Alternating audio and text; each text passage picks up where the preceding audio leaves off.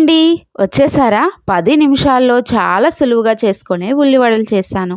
ఈ ఉల్లివడలు చేసినప్పుడు పిల్లలు తినము అన్నారు. బలవంతంగా ఒకటి పెట్టాను.